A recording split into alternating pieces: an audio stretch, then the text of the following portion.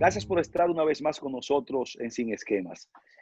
En la entrega de hoy tendremos el gratísimo placer de sostener una conversación con un destacadísimo médico psiquiatra de nuestro país, que yo creo que hay muy poca gente en República Dominicana que no le conoce porque se mantiene permanentemente, no solamente en su práctica privada, sino ejerciendo la labor de orientador, de llevarnos informaciones importantes prácticamente cada día de la semana. Vamos a conversar con el médico psiquiatra, el doctor José Miguel Gómez, quien aparte de ser médico psiquiatra es conferencista, es escritor, quien ha participado en muchas ciencias y ha escrito incluso capítulos importantes y libros sobre todo lo que tenga que ver con la salud mental.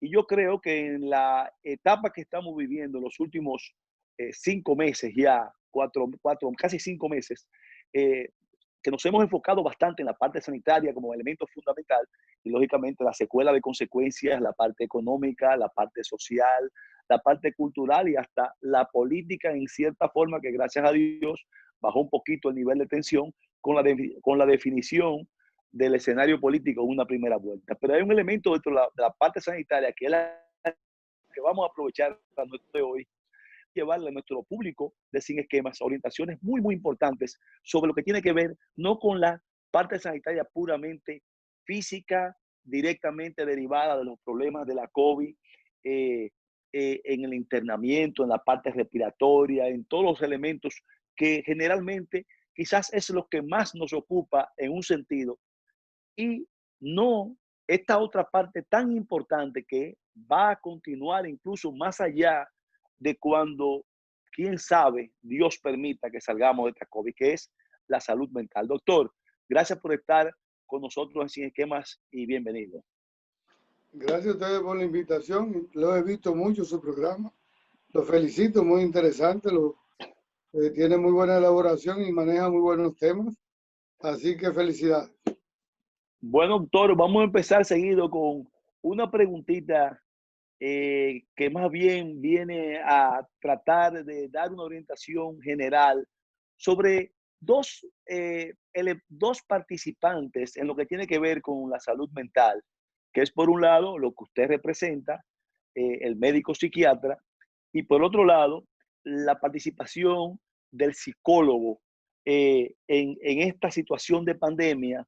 ¿De qué manera, doctor, se ha evidenciado en República Dominicana de manera específica cierto nivel de integración mancomunada, de armonización o de trabajo conjunto entre estas dos áreas de salud mental, única que es evidentemente clínica, que es la parte psiquiátrica, y la otra que es más bien de tipo ya de orientación psicológica y emocional?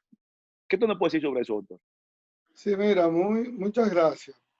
Y felicitarte porque te ha interesado dentro de la problemática de la pandemia por la salud mental.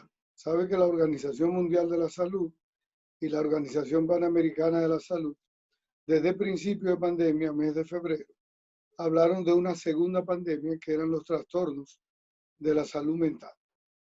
Diríamos que los 2 primeros meses en la República Dominicana se empezaron a evidenciar ataques de pánico, trastornos de ansiedad, muchos problemas de nerviosismo, de insomnio, conflictos de pareja, conflictos de familia, la problemática de los niños en las casas terminando el año escolar, eso que generó en muchos hogares niveles de tensión junto con las problemáticas de tipo económica por la pérdida de empleo, de mucha gente que se quedó a trabajar desde la casa, y todo eso aumentó los niveles de estrés psicosocial. Y eso era lo que veían los psiquiatras y los psicólogos. Ya después de mayo dio un giro en términos de la atención en salud mental, y el giro fue que ya empezamos a ver trastornos depresivos por las mismas problemáticas psicosociales o por personas que tenían alguna vulnerabilidad biológica y se vieron afectados por la pandemia y luego ya se están viendo lo que le llaman los estrés crónicos, el trastorno por estrés postraumático, los trastornos por inadaptación social, los problemas de disfuncionabilidad y los problemas de desesperanza y de agotamiento emocional. Tanto psiquiatras como psicólogos atienden y son necesarios dentro de un enfoque multidisciplinario y de abordaje hacia los temas de salud mental. Y desde inicio empecé yo mismo a escribir en la columna mía del periódico Hoy y yendo a los medios de comunicación de trabajar la cuarentena positiva desde el punto de vista de la salud mental. Y ahora es importante que las autoridades y el nuevo gobierno que va a venir tienen que empezar desde la atención primaria en salud, los modelos de atención en salud mental. Que estén los psicólogos, que estén los psiquiatras, que esté el médico de familia y que la gente dentro de las comunidades donde hay clínicas de atención primaria puedan ir desde su casa, en su comunidad, a recibir la asistencia en salud mental y que Promese, como una institución del Estado que tiene los fármacos que se utilizan en el área de la salud mental, pudiesen abastecer esos lugares de atención primaria para que la gran cantidad de dominicanos de pobreza extrema, de marginalidad, que no tienen condiciones para el acceso a la salud mental dentro del sistema contributivo y dentro del sistema asistencial privado, pudiese tener acceso al trabajador de la salud mental, psicólogo y psiquiatra, trabajadores sociales y también del uso de los medicamentos que son de alto costo en esta crisis, como tú muy bien lo has dicho, que ha traído esta pandemia. Doctor, evidentemente en este primer esbozo que usted nos ha hecho, ha involucrado una serie de elementos y de una forma tan clara y tan precisa y tan fácilmente digerible para nuestro público televidente, que es el objetivo fundamental de Sin Esquema, que las cosas le lleguen, pero que puedan ser asimiladas de manera llana, como usted, repito, muy clara la ha explicado. Usted habló al principio de que al principio de la pandemia, los problemas de tipo de salud mental hasta mayo fueron diferentes a lo que ocurrió a partir de mayo. Yo le pregunto a usted, doctor, ya en la medida que se fue profundizando, lógicamente, ya que se sentía en la parte ya de pérdida de empleos, de desorden en la familia en gran medida, en cansancio o en hastío por parte de estar en una familia. ¿Cuál, desde su punto de vista y desde su práctica, han sido los casos de manera particular y específicos más recurrentes que usted ha recibido como profesional de la psiquiatría en la evolución de esta pandemia? Y lógicamente, si entiende usted, para seguir en esa misma línea, que la población está debidamente atendida en materia de salud mental y hasta dónde, de una forma u otra, procesan, el dominicano procesa esta situación que estamos viviendo en la pandemia desde el punto de vista de salud mental. Dice 3 preguntas, si alguna después tengo que rehacerse, se la hago.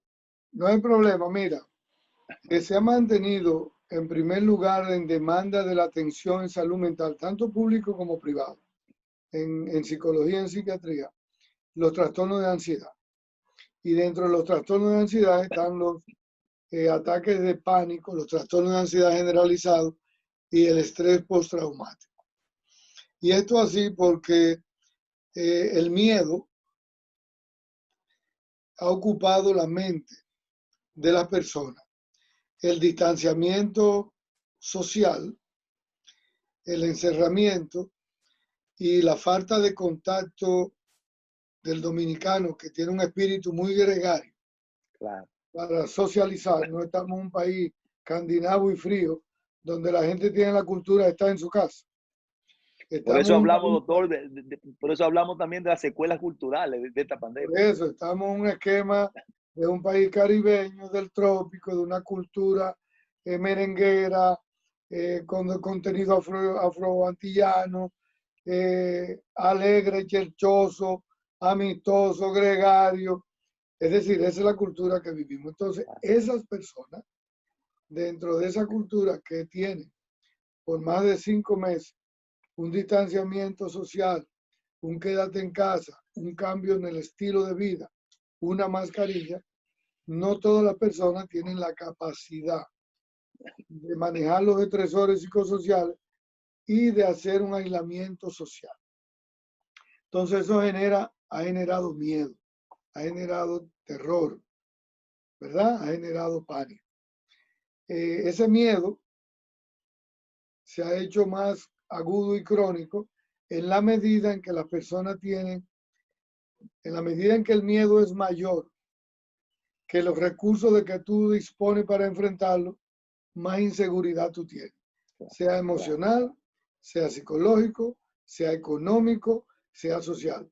Por eso todos estamos en el barco, pero no es cierto que en República Dominicana todos tenemos la misma inseguridad y la misma vulnerabilidad frente a la pandemia, ¿verdad? Hay gente que tiene una casa confortable, hay gente que tiene una segunda casa donde retirarse los fines de semana a descansar, hay gente que tiene los problemas de servicio resueltos con Resuelto. calidad y con calidez, y tú le puedes decir a esa persona, quédate en tu casa, tiene ahorro para manejar esta crisis de esta pandemia, entonces es una persona con menos riesgo y menos vulnerabilidad.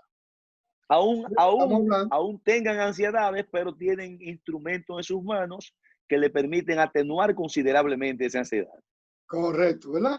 Entonces, tú tienes una población en pobreza extrema, que no tiene acceso al desarrollo social, que no tiene un ahorro para paliar esta pérdida de empleo que ha habido y de dificultades económicas, entonces a esa persona se le hace difícil.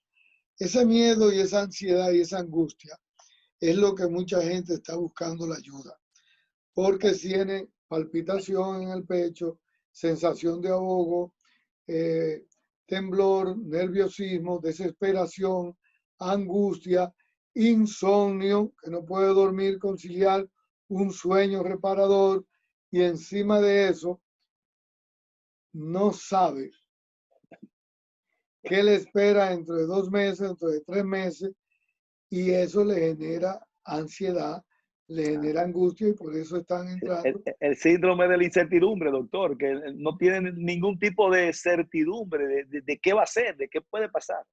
Correcto. Y la otra parte es cómo tú tienes el acceso rápido a una consulta, a una asistencia en salud mental. Me preocupa porque la República Dominicana, tú sabes que hay provincias muy lejanas y las más pobres que no tienen acceso de servicio en salud mental. Estamos hablando de Pedernales, de Jimaní, Sí, el sur profundo. de Elías Piña, de sur profundo, que no tiene un psiquiatra o un psicólogo dentro de la comunidad, dentro del hospital local. Entonces, yo pienso que ahora vamos a tener rápido que hacer programas pilotos para esos barrios, esas comunidades y sobre todo las provincias que están siendo más afectadas por el COVID. Santiago, Santo Domingo, todas esas provincias que la gente en las comunidades dentro de la atención primaria empecemos ya un programa. Y en la escuela, que se está hablando de abrir la escuela, yo quería pedirle a través de tu programa, que se ve mucho, al nuevo ministro, que yo sé que hay una necesidad de abrir la escuela, pero que las 2 primeras semanas en abrir esa escuela, no piensen inmediatamente abrir una escuela dando matemáticas, lengua española e historia. No.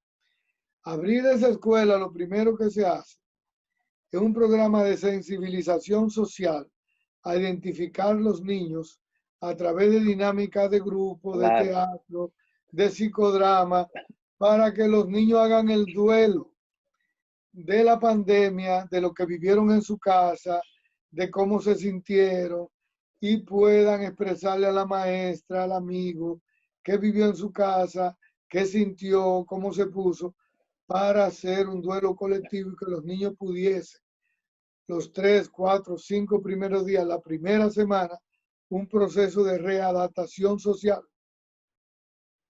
antes de empezar bruscamente con la docencia. Y la otra mire, parte que quiero, ok, dígame, no siga. la Continúe, otra doctor, parte, continúe. la otra parte que quiero enfocar, amigo, es que le pongan asistencia. Oye, esto es una urgencia.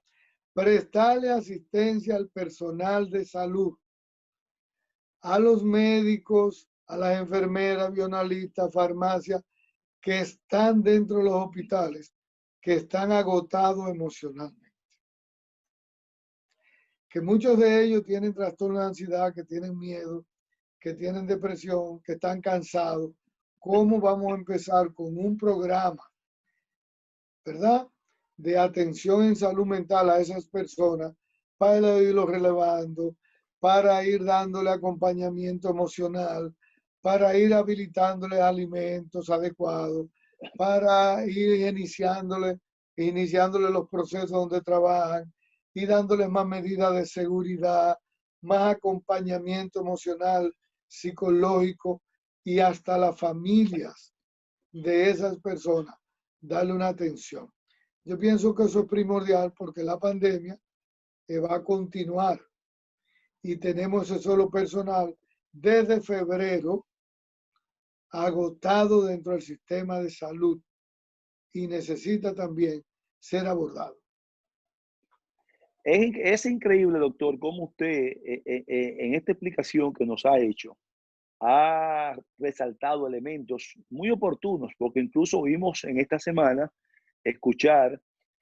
oímos decir al designado próximo ministro de Educación, el amigo Roberto Fulcar, que en la próxima semana, en esta que empieza ya apenas en un par de días, se va a tomar decisión sobre la forma en cómo se va a iniciar el año escolar. Y usted ha agregado un elemento aquí que lo ha dicho quizás en otro lugar, pero yo particularmente de esa forma tan desmenuzada no lo había oído. Y para mí muy importante, que entiendan claramente las autoridades de educación ese inicio escolar, cómo debe ser abordado, como usted señala, de no es que vamos a entrar a geografía, matemática, física, sino que vamos a entrar primero a cómo vamos a preparar a esos muchachos que están totalmente desorientados, que son niños y muchachos jóvenes, a usted poder ubicarlo de tal manera que puedan adaptarse y retomar el ritmo que perdieron, aún sea 5 meses solamente, han perdido un ritmo indiscutible por todo lo que ha ocurrido, porque no fue solamente que no inició el año escolar, sino todo lo que está alrededor de las causas por las cuales no se inició ese año escolar. Eso por un lado. Y usted agregó también, y digo esto porque es importante y hacemos un llamado a las autoridades actuales, porque todavía ellos son autoridades hasta el 16 de agosto, de manera coordinada con las autoridades que entren, para que vayamos analizando esos interesantísimos aportes que usted está haciendo ahora. Y en la parte del personal médico, también no ha podido ser más claro cuando señala la importancia de cómo debemos y estamos obligados a ese personal médico sanitario darle no las garantías, sino mucho más que la garantía de seguridad en todo el sentido de la palabra, para que el que está se sienta verdaderamente sabiendo el riesgo que está tomando, de que está cubierto en prácticamente todos sus aspectos. Y también quizás con mejorías que usted no lo señaló de manera precisa desde el punto de vista de condiciones económicas, pueda también esto hacer posible que otro equipo de personal médico, quizás no es que haya tanto, pero también se interese por participar y entrar a ayudar en esa parte. Entonces, doctor, por otro lado, ya nosotros hemos visto algo que yo quisiera que usted no lo analice como usted nos acostumbra a decir las cosas. ¿Cómo se explica el fenómeno que en una misma casa, doctor, en una misma familia, hay parte de la familia que se resiste a acatar las indicaciones de las voces autorizadas del distanciamiento social, del uso de mascarillas, de cuidarse, de lavarse las manos, y otra parte de la familia sí lo acata? ¿Cómo se explica ese fenómeno y cómo debe ser manejado internamente ese fenómeno? Porque es una lucha a veces, porque entonces ya la parte de la familia que sí está acatando las instrucciones, no solamente se siente mal porque hay un problema de comunicación y hay un problema de diferencia seria dentro de la casa, sino también por el riesgo que ellos están asumiendo también. Mira, qué pregunta más interesante, porque ahora mismo tú estás viendo que en República Dominicana hay un toque de queda Claro, y tú has visto la dificultad que ha presentado la autoridad de la policía para hacer que los dominicanos se queden en su casa, que no vayan masivamente a los ríos, que no hagan encuentros en esquinas, en bares, en colmadones, en calles, que no hagan actividades masivas de grupos para bajar eh, las contaminaciones. Y ya las camas están completas, hay un sistema de salud casi amenazado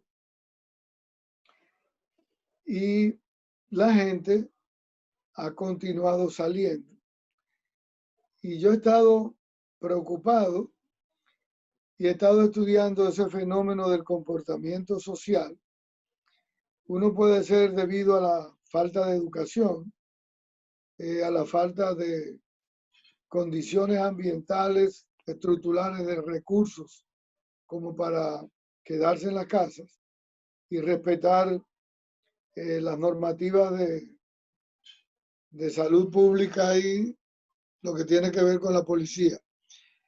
Pero a mí me preocupa porque en psiquiatría social, esos comportamientos sociales se describen dentro de lo que le llaman el aumento, la proliferación de la insensibilidad social.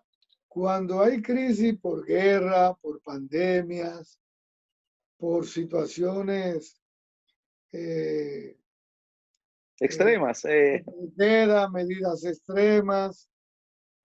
Hay un grupo de sectores populares que cuando el agotamiento es largo, fíjate que tenemos 5 meses, Claro. hay gente que comienza a desesperarse. Otros hacen una negación, que es el querer negar la realidad que estamos viviendo. Otros hacen el desafío, pero otros entran en insensibilidad, en apatía y en aumentar los niveles de riesgo de entrar en lo que le llaman o síndrome de desesperanza o desmoralización con desesperanza. Es decir, es un nivel de pérdida de capacidad mental para prever los riesgos, medir las consecuencias y evitar. Y O sea, vámonos doctor, para que usted está diciendo con eso, doctor, que ese nivel de insensibilidad que se va desarrollando fruto de esta situación ya prácticamente se está convirtiendo en un problema patológico, ya no solamente mental, sino también que envuelve prácticamente la salud física completa en términos del ciudadano. eso está así que yo quiero también, bueno, estoy aprovechando tu programa para hacer muchos llamados, me perdona, ¿verdad? No, no, no, Pero, nosotros felices de eso. pero fíjate que cuando en el mes de febrero, marzo, empezó la cuarentena y empezó el confinamiento y los aislamientos sociales, se hizo con una campaña de quédate en casa. Y a muchas figuras públicas, artistas, peloteros, políticos, Claro. empresarios, se hizo un acompañamiento social donde hubo mayor sensibilidad. Cuando dieron la apertura de la desescalada, se ha dejado esa campaña. Y entonces la gente le ha perdido el miedo a a la situación del temor del COVID y la gente está desafiando y ha entrado en esa pérdida de sensibilidad, esa proliferación de insensibilidad de desafío. Y yo pienso que frente a las medidas de coerción que está haciendo la policía y de querer retener a más gente en la casa para evitar que más dominicanos y dominicanas se puedan contagiar del COVID-19, que el sistema de salud, ¿verdad?, se nos vaya a desbordar de manera estrepitosa, se debe de acompañar esas medidas de la policía. También volver con una campaña de sensibilidad social.